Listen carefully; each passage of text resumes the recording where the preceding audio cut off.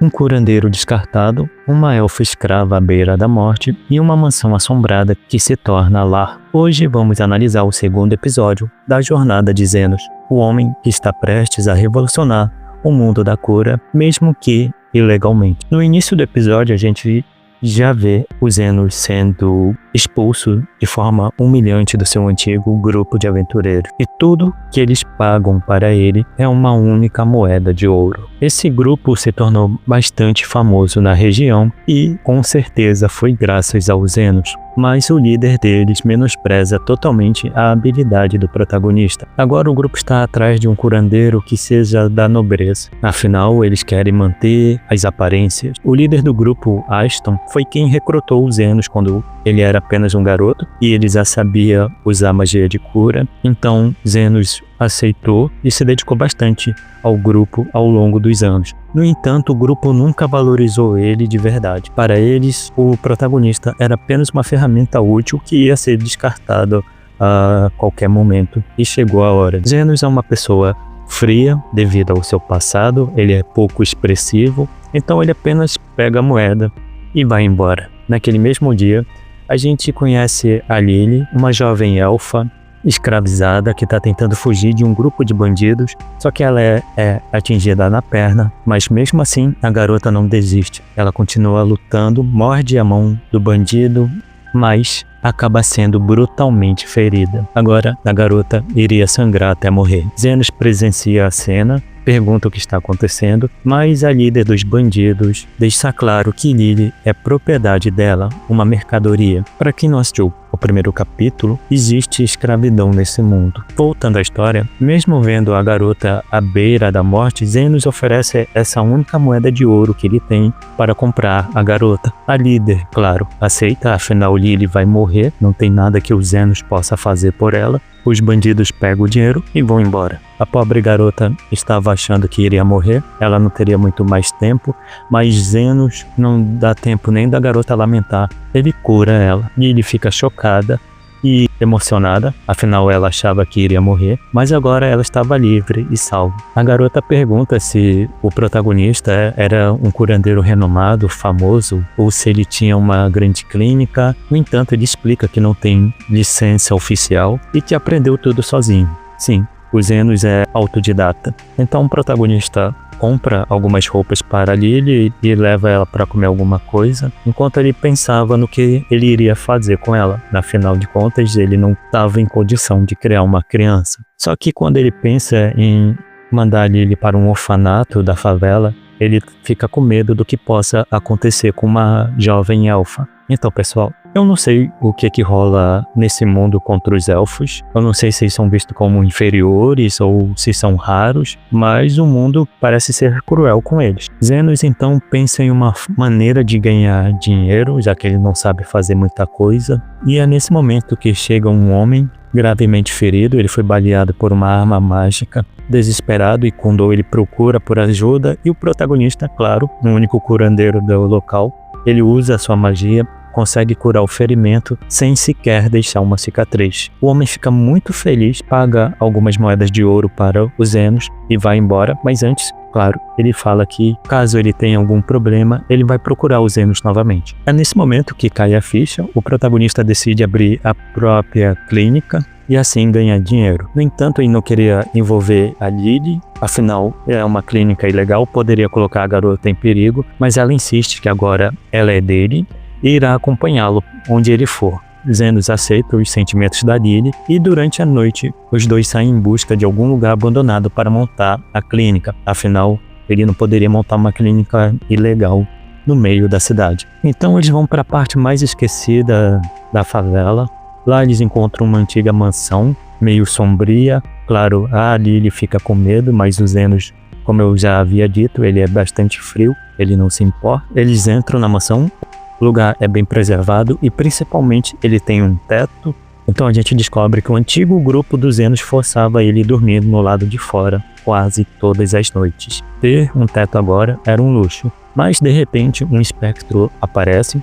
É um fantasma de alto nível, poderoso e ameaçador. Parte para cima dos Zenos, mas claro, o protagonista é poderoso, por menos contra o espectro. Ele usa a magia dele de cura, que causa um dano severo no espectro. Então, a gente vê outra lembrança do Zenos. Uma vez, o antigo líder do protagonista abandonou ele dentro de uma masmorra que era cheia de espectros. Lá ele descobriu que a magia de cura dele é muito eficiente contra esse tipo de criatura. Ele solou aquela masmorra. Então o protagonista pede permissão para ficar na mansão, mesmo que apenas em uma parte dela. O espectro se revela. É Carmila, a rainha dos espectros. Furiosa, ela convoca seus vários servos fantasmas para todos atacarem os Zenos, mas a luta não demora muito. Literalmente, eles perdem muito rápido. Zenos é muito apelão. Carmila, então, com medo, diz que é um empate e ela decide ficar com o andar de cima e eles ficam no andar de baixo. Então, finalmente, Lily e Zenos têm um local para chamar de lar, mas a cara da Lily é muito boa. Ela não sabe se ela fica feliz ou triste por estar morando com um fantasma. Um tempo depois, eles finalmente limpam o lugar e montam a clínica, mas só que não aparece nenhum paciente. Afinal, Zenos não poderia sair por aí distribuindo panfleto sobre uma clínica ilegal. No entanto, finalmente aparece o primeiro cliente, é o mesmo homem do restaurante, mas dessa vez ele trouxe a irmã dele. Ela havia sido atingida por uma bala mágica com um efeito venenoso especial. Essa bala apodrece toda a carne do braço dela, então o Zenos não tinha outra opção senão amputar. A mulher aceita, no entanto, ela fica surpresa.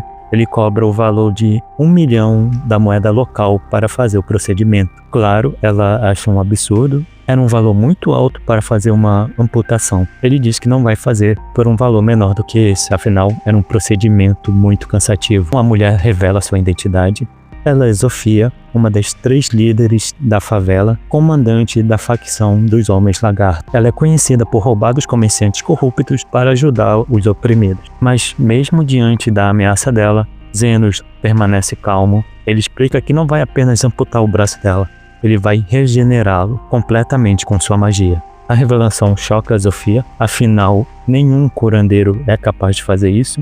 Ele pensa que isso é algo comum, que qualquer curandeiro é capaz de fazer, mas não, é algo extremamente absurdo e que só ele consegue fazer. Mesmo desconfiada, Zofia aceita o tratamento. Zenos então invoca um bisturi mágico, uma lâmina feita de mana, novamente deixando todo mundo chocado, porque nenhum curandeiro é capaz de fazer isso. Então ele faz o procedimento e restaura perfeitamente um braço novo e funcional. Zofia fica muito impressionada. E a partir daquele momento, os dois meio que viraram amigos. A vida na clínica clandestina continua. Lily e Zenos estão cada vez mais próximos e a Lily começa até a interagir mais com a Carmila e já começa a gostar mais da convivência com os dois. No entanto, aparece a líder da facção dos Homens Loucos. Seu nome é Linga. Ela comanda os jogos de azar ilegais e está em guerra com a Zofia. O que é meio estranho ela comandar os jogos de azar, porque tem que ser bastante inteligente para fazer isso. E a personalidade da Linga é meio que a de um cachorro. É extremamente imperativo e leal, mas vai que ela tem um lado que a gente ainda não viu nesses 2 capítulos. A Linga acusa os Zenos de atrapalhar sua guerra ao curar os Homens Lagarto e tenta eliminar ele com um machado. No entanto, os Zenos novamente mostra que é bastante poderoso. Ele cria uma barreira mágica que bloqueia o ataque com facilidade. Novamente algo que um curandeiro normal não é capaz de fazer. Então, sem opção, ela manda todos os lobisomens atacarem ao mesmo tempo, e essa cena é bem engraçada, ver os lobisomens dando a vida deles para morder a perna do protagonista e ele nem reagir. E principalmente esse lobisomem aqui, o que aconteceu com ele? Eu acho que ele tá precisando de um atendimento. Vendo que não teriam como derrotar os Zenos, eles decidem então quebrar os móveis e as paredes. E é nesse momento que a Carmila aparece furiosa por estarem destruindo sua casa. A aura dela como espectro aterroriza todos os presentes. Os Zenos mantém a calma e pede para ela não interferir, porque ele pode resolver isso sozinho. Carmila obedece, mas deixa claro que não fez isso por ele. Sim, ela fez, mas pela Lily. Ela tá gostando de como a casa se tornou mais confortável. Então a líder dos lobos, ela pensa que o Zenos que ele manda até mesmo em um espectro. A líder dos lobisomens fica morrendo de medo do Zenos. Afinal, ele controla a Carmila. E se tem uma coisa que os lobisomens têm medo, é de seres sobrenaturais ou de vampiros que brilham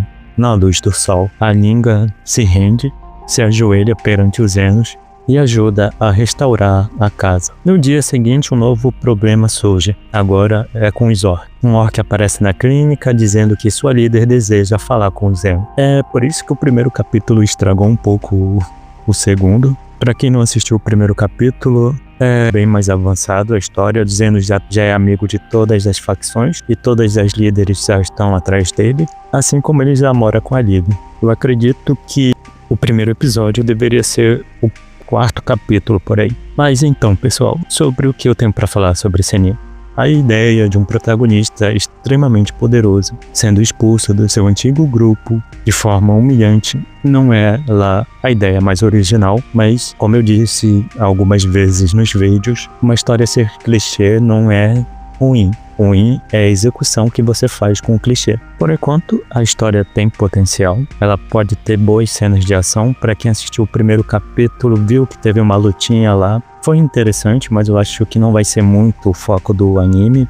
O protagonista é um curandeiro, então acredito que a gente vai ver mais desenvolvimento de personagem, algum drama e provavelmente lutas, mas não acredito que serão lutas longas. Vamos ver como essa história se desenrola. A proposta é interessante, tem potencial para boas cenas de ação e desenvolvimento de personagens. Agora é ficar aguardando o próximo capítulo. E você, não seja igual ao Aston e deixe seu like e até o próximo vídeo.